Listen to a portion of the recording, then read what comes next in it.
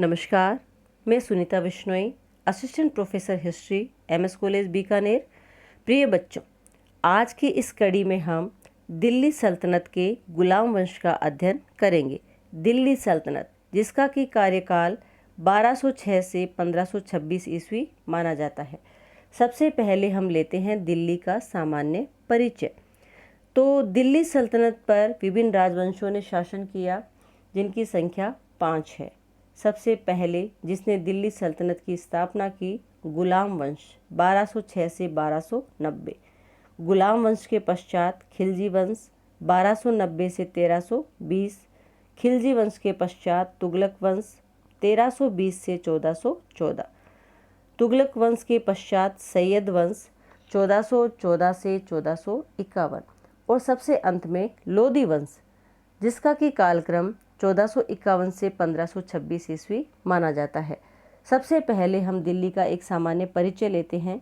दिल्ली की स्थापना तोमर वंशी शासक अनंगपाल तोमर द्वारा की गई, जो कि आगे चलकर दिल्ली पर अजमेर के चौहानों का अधिकार हो गया। उस समय चौहान शासक विग्रहराज चतुर्थ थे। सल्तनत काल में कुतुबुद्दीन ऐबक के समय राजधानी लाहौर थी, परंतु इल्तुतमिश द्वारा पहली बार दिल्ली को सल्तनत की राजधानी बनाया गया। बलबन के समय दिल्ली का एक नाम योगिनीपुर भी मिलता है। सिकंदर लोदी के समय 1504 ईस्वी में आगरा नगर की स्थापना होती है। तो सिकंदर लोदी आगरा की स्थापना करने के पश्चात अपने साम्राज्य की राजधानी आगरा को बनाता है। मुगल शासक हुमायूं ने पुनः दिल्ली पर आधिपत्य स्थापित किया और दिल्ली को अपने साम्राज्य की राजधानी बनाया। शाहजहां ने शाहजहांबाद नामक नगर बसाकर दिल्ली को राजधानी के रूप में प्रयुक्त किया। अब हम देखते हैं कि दिल्ली पर किन किन विभिन्न आक्रमणकारियों ने आक्रमण करके दिल्ली के वैभव को नष्ट करने का प्रयास किया। तो सबसे पहले दिल्ली सल्तनत में तुगलक वंश के समय 1398 में तैमूर लंग का आक्रमण होता है। उसके पश्चात उत्तर मुगल राजा मोहम्मद शाह के समय 1739 में नादिर शाह का आक्रमण होता है। अहमद शाह अब्दाली 1757 में दिल्ली पर आक्रमण करके दिल्ली के वैभव को नष्ट करने का प्रयास करता है। 1803 ईस्वी में लॉर्ड लेक के नेतृत्व में अंग्रेजों द्वारा दिल्ली पर कब्जा कर लिया जाता है और दिल्ली को ब्रिटिश साम्राज्य में मिला लिया जाता है। 1857 के विद्रोह का केंद्र बिंदु दिल्ली था। 1912 में कलकत्ता की जगह दिल्ली को भारत की राजधानी बनाया जाता है। अब हम लेते हैं गुलाम वंश। गुलाम वंश, जिसका कि कार्यकाल 1206 से 1290 ईस्वी माना जाता है। सबसे पहले हम लेते हैं गुलाम वंश का सामान्य परिचय। तो गुलाम वंश पर कौन कौन से शासकों ने शासन किया? तो सबसे पहले कुतुबुद्दीन ऐबक, जिसने गुलाम वंश की नींव रखी 1206 से 1210।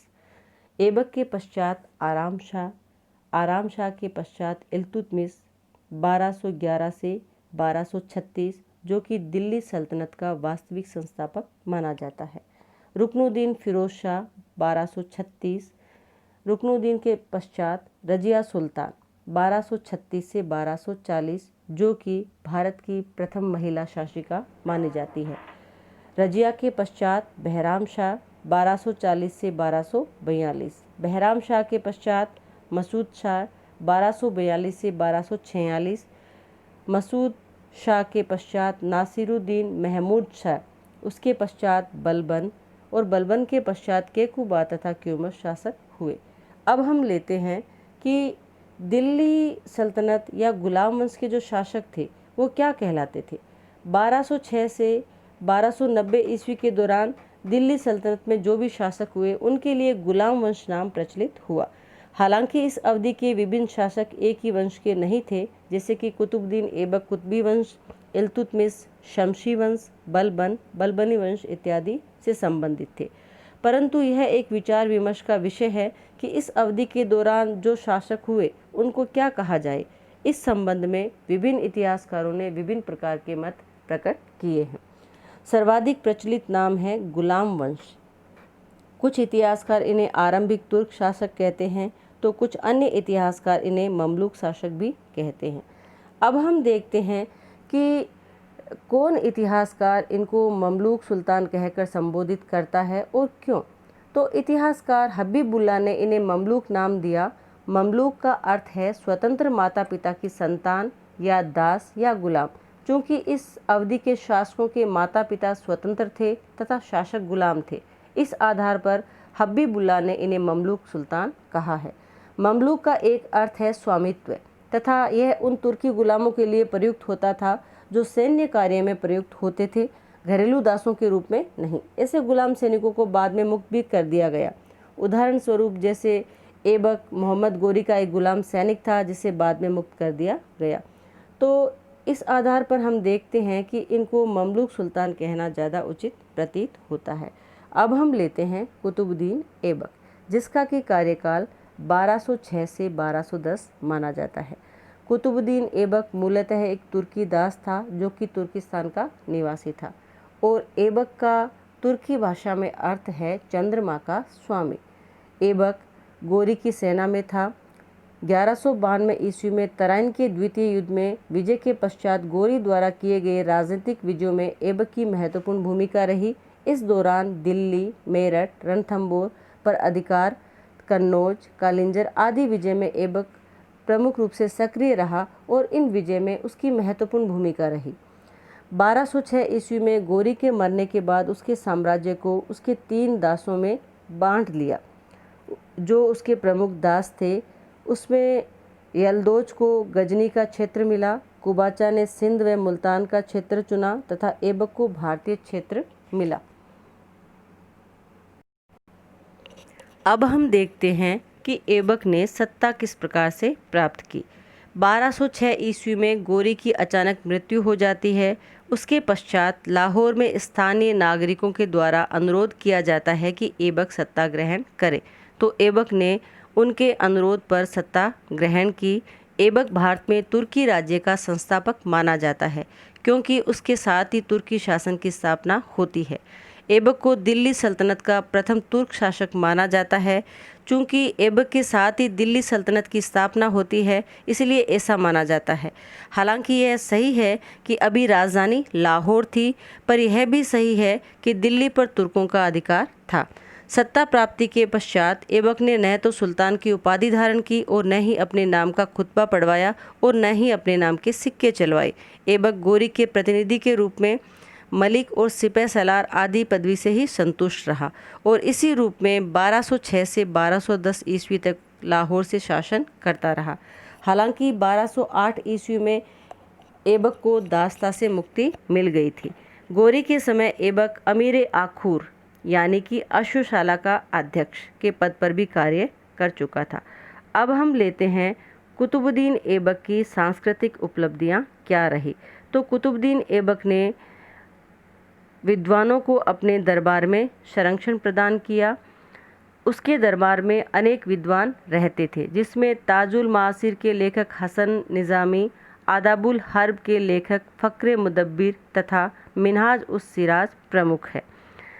मिनहाज उस सिराज ने ऐबक को वीर एवं उदार हृदय वाला सुल्तान कहा है और उसे लाख बख्श की उपाधि प्रदान की। लाख बख्श यानी कि लाखों का दान करने वाला। कुतुबुद्दीन ऐबक को कुरान खां भी कहा जाता है क्योंकि वह कुरान का अत्यंत सुरीली आवाज़ में पाठ करता था। कुतुबुद्दीन ऐबक को हातिम द्वितीय भी कहा जाता है। ऐबक ने दिल्ली में किला राय पिथौरा के निकट शहर बसाया। यह मध्यकाल में निर्मित दिल्ली के 7 शहरों में प्रथम था। अजमेर के निकट कुतुबुद्दीन ऐबक ने चौहान सम्राट विग्रहराज चतुर्थ द्वारा बनाए गए संस्कृत विद्यालय को तोड़कर 2.5 दिन का झोंपड़ा नामक मस्जिद बनाई। इस इमारत पर संस्कृत नाटक हरि केली के कुछ अंश अंकित है। ऐबक की सबसे बड़ी सफलता यह थी कि उसने गजनी से संबंध विच्छेद करके भारत को उसके प्रभाव से मुक्त किया। वजीर के पद का प्रचलन भी ऐबक के काल से ही प्रारंभ हुआ माना जाता है। ऐबक की मृत्यु 1210 ईस्वी में लाहौर में चौगान यानी कि पोलो खेलते समय घोड़े से गिर जाने के कारण होती है। ऐबक को लाहौर में दफना दिया जाता है। कुतुबुद्दीन की मृत्यु के पश्चात उसके पुत्र आराम शाह को गद्दी से हटाकर इल्तुतमिश सुल्तान बनता है। आराम शाह ने केवल 8 माह तक शासन किया। दिल्ली सल्तनत का संस्थापक ऐबक ही माना जाता है। यद्यपि वह बहुत छोटी अवधि के लिए सुल्तान बना, परंतु इस बीच उसने तुर्की शासन की नींव स्थापित की। गोरी के सहायक के रूप में उसने भारत में अनेक प्रदेश जीते। वस्तुतः गोरी से अधिक विजय ऐबक ने हासिल की। उसने अपने राज्य में शांति और व्यवस्था भी कायम की। अपनी दानशीलता के कारण वह लाख बख्श यानी कि लाखों का दान करने वाले के नाम से भी विख्यात था। उसमें राजनीतिक दूरदर्शिता भरी हुई थी। वह साहित्य और कला का संरक्षक माना जाता था। ऐबक को प्रशासन की ओर ध्यान देने का अवसर ही नहीं मिला। वह सिर्फ 4 वर्षों के लिए शासक बना। इस अवधि में उसका अधिकांश समय नवजात तुर्की राज्य की सुरक्षा में ही व्यतीत हुआ। यही उसकी सबसे बड़ी उपलब्धि है। उसके द्वारा स्थापित नींव पर ही आगे इल्तुतमिश और बलबन ने सल्तनत की भव्य इमारत खड़ी की। ऐबक में साहस, वीरता और कूटनीतिज्ञता भरी हुई थी। डॉक्टर हबीबुल्लाह ऐबक की प्रशंसा करते हुए कहते हैं कि ऐबक में तुर्कों की निर्भीकता और पारसियों की परिष्कृत अभिरुचि तथा शालीनता पाई जाती है।